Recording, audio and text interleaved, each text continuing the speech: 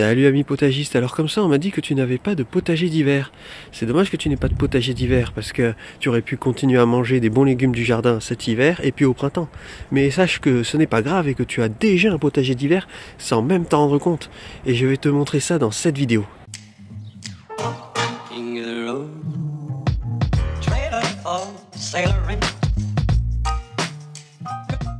Ici nous sommes dans mon jardin de plaisance où je fais des expériences sur la biodiversité. Je te montrerai ça dans une prochaine vidéo. Aujourd'hui ce n'est pas le sujet. Je vais te montrer comment et où trouver les plantes pour pouvoir manger au printemps en attendant le potager d'été. J'ai avec moi une assiette avec des ciseaux de cuisine et mon objectif dans cette vidéo c'est de me trouver à manger, de me trouver une alimentation variée et équilibrée avec un nombre de vitamines suffisamment important et intéressant pour pouvoir faire un repas équilibré et sans avoir à cuisiner ou sans avoir à utiliser mes plaques de cuisson. Et je n'ai pas à chercher bien loin parce que juste à mes pieds, ici, il y a déjà des plantes comestibles. Et là, ce qu'on voit ici, c'est de la pâquerette. Chez la pâquerette, tout se mange, les feuilles et les fleurs. Je vais déjà commencer à en prélever pour ma salade. Alors il faut toujours prendre les feuilles les plus jeunes, car elles sont plus tendres et plus digestes au goût. Et pas besoin de chercher bien loin parce que juste à côté, nous avons du trèfle, qui lui aussi est comestible.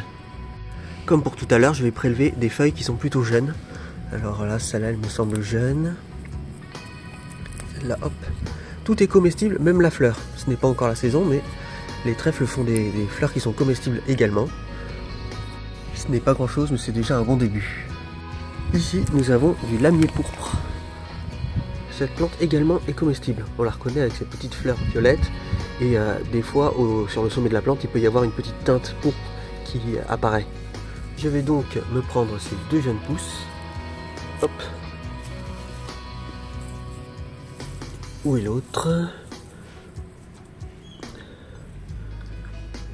Et voilà. Ici, nous avons du plantain lancéolé.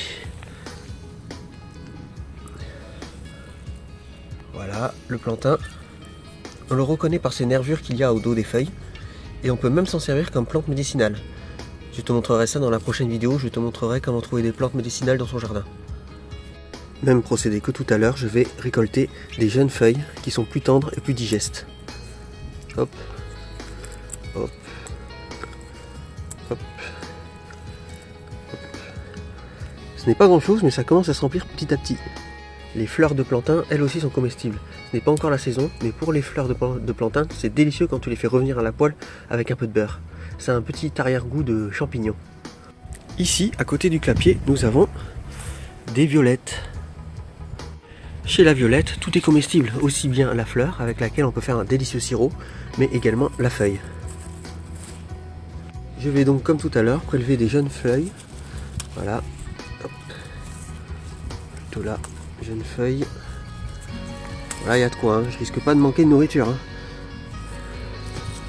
Voilà. Voilà. Et puis quelques fleurs pour que ça fasse joli.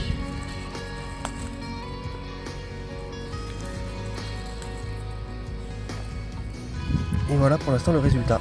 À côté de mon bois de chauffage, nous avons du pissenlit. Bon ça, si tu connais pas le pissenlit hein, quand même. Alors comme d'habitude, les feuilles et les fleurs sont comestibles. Et on va prendre les jeunes feuilles. C'est une vraie salade qui pousse dans le jardin, quoi. Il faut vraiment en profiter.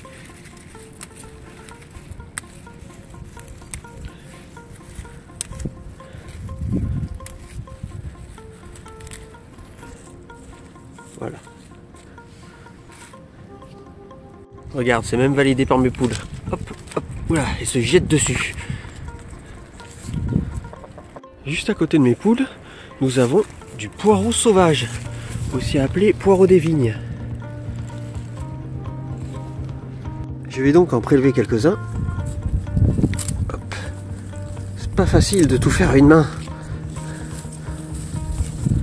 Ah, des poireaux qui poussent dans le jardin, quoi. Hop. Et ce que je peux faire en supplément, c'est couper le sommet des poireaux, des autres poireaux. Comme ça, ils seront plus gros la prochaine fois où je viendrai les chercher.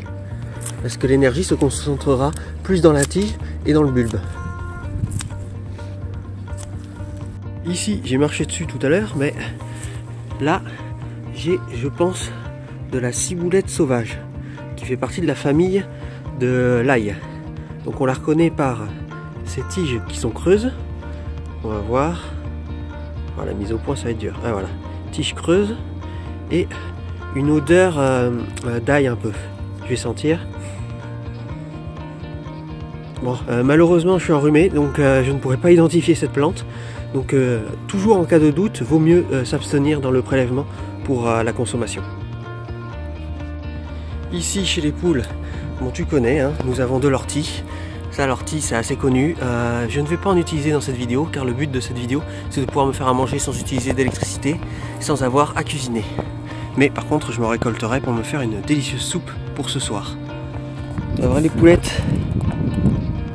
Tu vois, j'ai réussi à me faire une délicieuse salade, riche en vitamines, en minéraux et en antioxydants, juste avec des plantes que j'ai trouvées dans cette partie de mon jardin. Bien évidemment, tu ne vas pas ramasser les plantes que je t'ai montrées dans cette vidéo au bord d'une route ou à des endroits où il y a une forte activité humaine.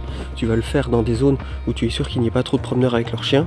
Tu vas le faire dans des endroits éloignés du public, éloignés des gens, à des endroits où tu es sûr que la terre n'est pas polluée ou n'est pas endommagée par la pollution. Et voilà le résultat. Regarde-moi cette belle assiette de salade du jardin. Regarde comme c'est beau. Alors, on récapitule. On a feuilles de violette avec ces petites violettes. On a du pissenlit. On a du poireau. Regarde-moi ce beau poireau là. On a des trèfles. Et on a du lamier pourpre ici. Comme tu peux le voir, même si on a oublié de faire le potager d'hiver, on peut quand même se trouver à manger au début de l'année. Il faut bien entendu laver la salade pour qu'elle soit prête à être consommée. Pourquoi j'ai pris un échantillon de tout un tas de variétés différentes? C'est parce qu'en fait chaque plante a des vitamines différentes, des antioxydants différents, des micro et macronutriments différents.